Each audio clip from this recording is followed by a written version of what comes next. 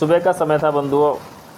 राजू नाम का एक शख्स पुलिस थाने में पहुंचता है और बड़े डरावने अंदाज में इंस्पेक्टर को अपने घर पर घटित हुई घटना की जानकारी देता है कि सर मेरे घर पर चार मौतें हुई हैं।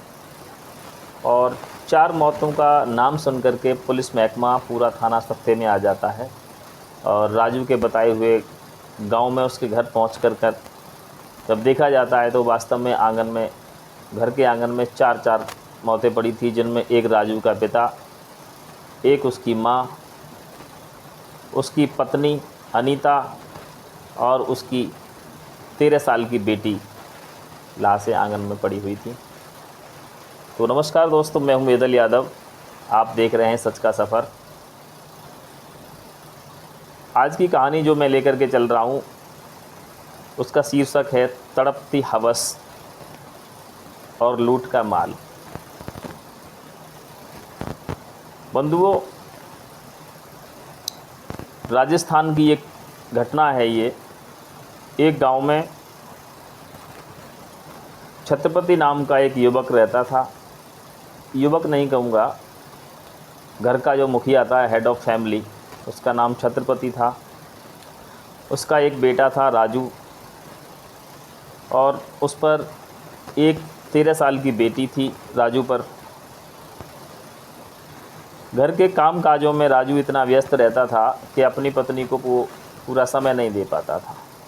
उसकी पत्नी कुछ रसिक मिजाज की थी। कई बार वो अपने पति से कुछ शर्तें रखती थी, तो काम के अभाव में या यूँ कहूँ कि बेटी सयानी हो चुकी थी, तो इस चक्कर में राजू अपनी पत्नी को उस हिसाब से समय नहीं दे पाता था। एक दिन की बात है, जयभान नाम का एक व्यक्ति पड़ोस में ही एक परिवार रहता था। उस परिवार में रिश्तेदार के हिसाब से पहुंचता है और अचानक उसकी नज़र अनीता पर पड़ती है। अनीता खुद अपने मन में कुछ गलत भावनाएं लेकर के सोच रही थी और उसी तरह का वो जयभान नाम का जो व्यक्ति था उसका भी नेचर कुछ गिरा हुआ था, जिसको कैरेक्टर लेस कहते हैं।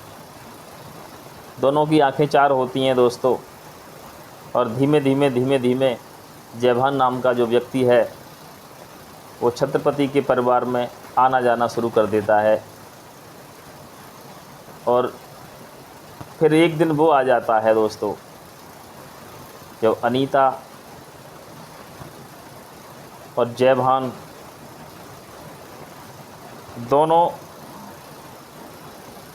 वो काम कर बैठे जिसको समाज घिनौना कहता है और जिसको नाजायज़ संबंध कहा जाता है।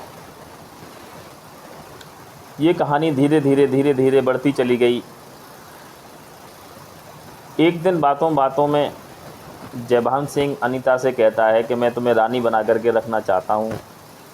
तो अनीता कहती है कि मैं तो वैसे ही पहले से ही रानी हूँ और महारानी बनने की मेरी इच्छा है। हमारे ससुर को हमारे खेतों में एक सोने का भरा हुआ घड़ा मिला था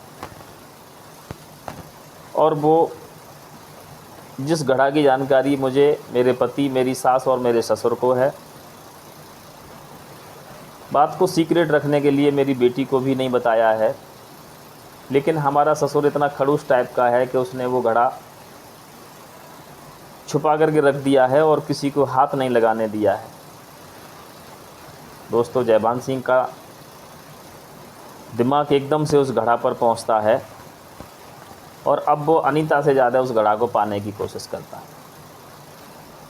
एक दिन मौका देख कर के जयभान अपने 2 अन्य साथियों, जिसमें एक का नाम लक्ष्मी नारायण और एक का नाम बब्बू है, दोनों को साथ लेकर के रात के समय में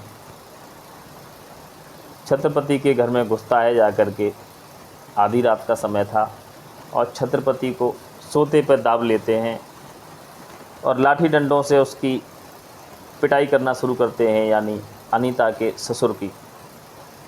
राजू उसका पति उस समय घर पर नहीं था और पिटाई के साथ साथ उससे उस मटके के बारे में पूछा जाता है जिसमें स्वर्ण मुद्राएं भरी हुई थी।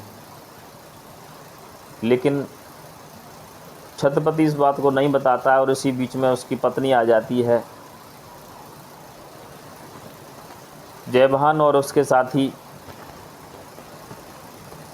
दोनों को चाकुओं से ख़त्म कर देते हैं, मार देते हैं। और इसी बीच अनीता की जो 13 वर्ष की बेटी थी वो पहुंचती है और वो जयभान को पहचान लेती है। पकड़े जाने के डर से जयभान अनीता की बेटी का भी कत्ल कर देता है और अब वो अपने दोनों साथियों के साथ अनीता की तरफ बढ़ता है। दोस्तों, तब तक अनीता भी जाग चुकी थी। अनीता से भी उस घड़ा के बारे में पूछता है।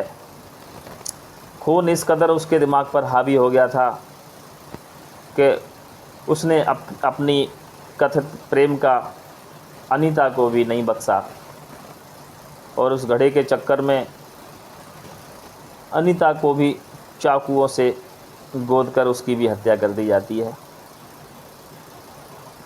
सुबह जब परिवार वालों को यानी मोहल्ला पड़ोस वालों को जब पता चलता है और अनीता का जो पति राजू था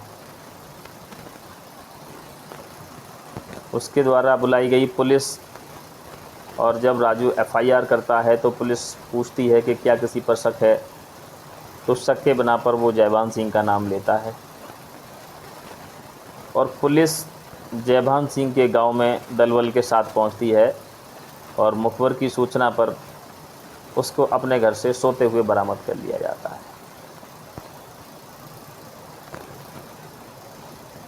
और जब उसको 3rd डिग्री टॉर्चर किया जाता है तो पूरी घटना की वो जानकारी देता है।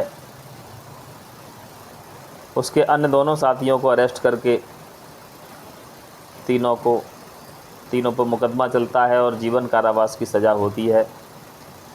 तो दोस्तों, इस कहानी को आप तक पहुंचाने के पीछे मेरा मकसद सिर्फ यही था। जैसे मैंने शीर्षक में आपको बताया था, तड़पती हवस। बुजुर्गों की एक कहावत है कि यदि घर का एक पुरुष बिगड़ जाए तो उस घर की सिर्फ एक नस्ल तबाह होती है और यदि घर की एक महिला बिगड़ जाए तो उस घर की 7 नस्लें तबाह हो जाती हैं। तो एक अनीता के उस प्रेम प्रसंग के चलते हुए पूरा परिवार मौत की नींद चला गया, मौत की नींद सो गया।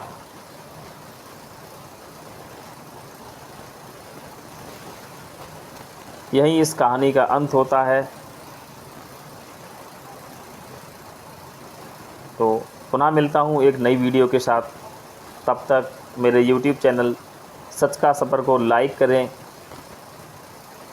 चैनल को सब्सक्राइब करें और हाँ, कमेंट बॉक्स में अपनी राय देना न भूलें। तब तक जय श्री कृष्णा, जय श्री राधे।